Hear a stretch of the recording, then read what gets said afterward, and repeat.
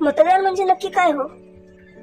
मतदान म्हणजे खरं तर संविधानाने दर्शवलेला मूलभूत हक्क, ज्यात आपल्याला वैयक्तिक स्वातंत्र्य आहे.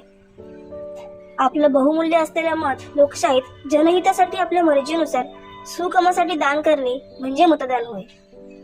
पण आजच्या काळात मतदानाची व्याख्या बरीच वेगळी आहे. मुळात मतदान करा याची आम्हाला जाहिरात करावी लागते, तेही पैसे देऊन. ही शरमेची बाब आहे. आज विशिष्ट पक्षापेक्षा अपक्ष विपक्ष जास्त आहेत. पक्ष असूनही मोठ्या संख्येने अपक्षांची उत्पत्ती होतेच कशी? आणि हो, ह्या अपक्षांची उत्पत्ती झाली तरी पक्षाच्या पाठी जेवढं पाठबळ असतं त्यापेक्षा कित्येक तरी मोठा लोकसंख्या पट हा त्या अपक्षाच्या पाठीमागे उभा असतो. आता याचा अर्थ काय?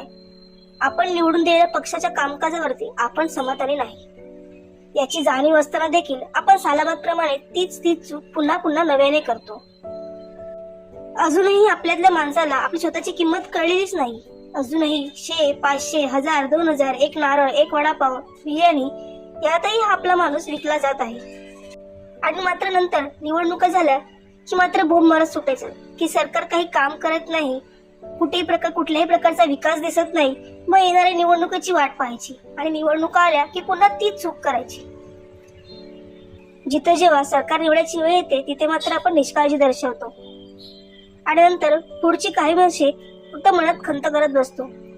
आणि ही खंत मनात अशीच वर्षानुवर्ष कायम राहणार जोपर्यंत माणसातला खरा माणूस जागा होत नाही, त्याला स्वतःची किंमत कळत नाही, तोपर्यंत खरं मतदान होणार नाही.